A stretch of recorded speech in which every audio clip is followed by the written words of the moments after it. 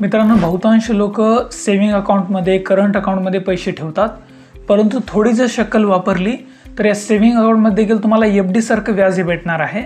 बघा मित्रांनो, normal bank अकाउंटमध्ये 2.5% ते 3% एवढंच व्याजदर भेटतं, पण जर या ठिकाणी तुम्ही जर थोडीशी शक्कल वापरली, युक्ती वापरली तर तुम्हाला एफडी सारखं 7 ते 8% एवढं व्याजदर या ठिकाणी भेटणार आहे। त्याचविषयी सेविंग अकाउंटवर एफडी सारखे व्याजदर कसं मिळवायचं त्याचीच माहिती आजच्या व्हिडिओमध्ये मी तुम्हाला सांगणार आहे। व्हिडिओ खूप महत्त्वाचा होणार आहे, व्हिडिओ नक्की शेवटपर्यंत बघा आणि चॅनलवरती नवीन असाल तर चॅनलला लगेच सबस्क्राइब करा। चला तर व्हिडिओला सुरुवात करूया। तर बघा मित्रांनो, सेविंग अकाउंटवर एफडी सारखं व्याज मिळवण्यासाठी तुम्हाला ऑटो स्वेप ही सेवा वापरावी लागणार आहे। बँकेद्वारे ही सेवा दिली जाते, पण बँका हे सांगत नाहीत कोणाला, कारण यामध्ये बँकेचा लॉस असतो आणि कस्टमरचा फायदा असतो। बँक जर सांगत नसतील तर या ठिकाणी मी तुम्हाला सांगणार आहे, त्यामुळे एक लाईक तर नक्कीच बनतो। या ठिकाणी बघा मित्रांनो, सेविंग अकाउंटवर जे काही वाढीव व्याजदर आहे ते ऑटो स्वीप या सुविधेमुळे मिळतं। या ठिकाणी जर तुम्ही ऑटो स्वीप ही सुविधा जर ऑन केली तर तुमच्या सेविंग अकाउंटवर 7 ते 8% एवढा एफडीचा व्याजदर तुम्हाला भेटणार आहे। आता तुम्हाला प्रश्न पडला असेल, ही ऑटो स्वीप भानगड काय? तर बघा मित्रांनो, ऑटो स्वीप ही जी आहे ती बँकेची एक स्मार्ट योजना आहे। या योजनेच्या माध्यमातून तुमच्या बँक अकाउंटमध्ये जे काही पैसे असतील त्या पैशावर एफडी सारखं व्याजदर हे दिलं जातं।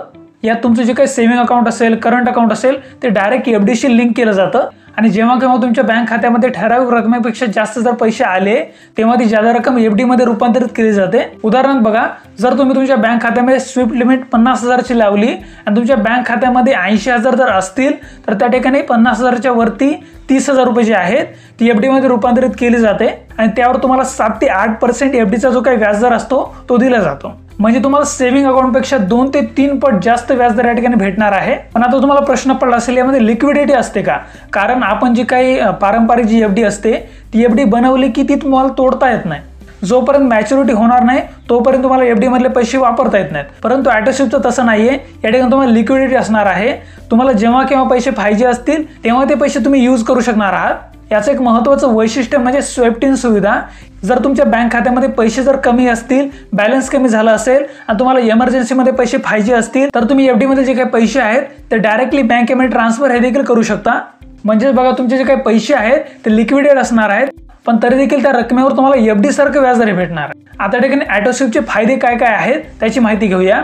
तर बघा, यामध्ये तुम्हाला स्वतंत्रपणे एफडी काढायची गरज नाहीये, पूर्ण प्रक्रिया ऑटोमॅटिक असणार आहे आणि एफडी मध्ये पैसे ऍड करण्यासाठी तुम्हाला वेगळा वेळ काढण्याची गरज नाहीये। जी मर्यादा ठरवून दिलेली आहे त्या मर्यादेपेक्षा जास्त जर बॅलन्स झालं तर ती जादा जी रक्कम आहे ती डायरेक्ट एफडी मध्ये ट्रान्सफर हे केली जाणार आहे। सोबतच या ठिकाणी तुम्ही कधी पण पैसेही काढू शकणार आहात। तुमचे जे काही पैसे असतील ते लिक्विडेड असणार आहेत। नॉर्मल एफडी प्रमाणे तुम्हाला मॅच्युरिटी पर्यंत वाट पाहण्याची यामध्ये गरज नाहीये।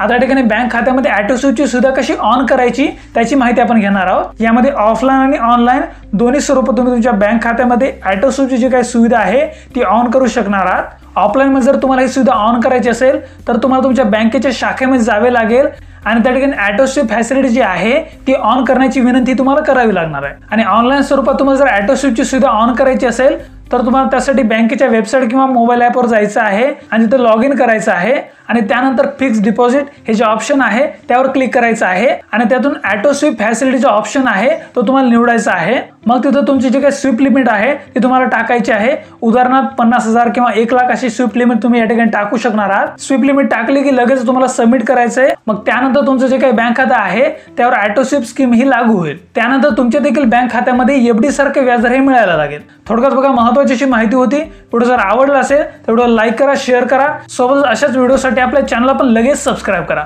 धन्यवाद। जय हिंद, जय महाराष्ट्र।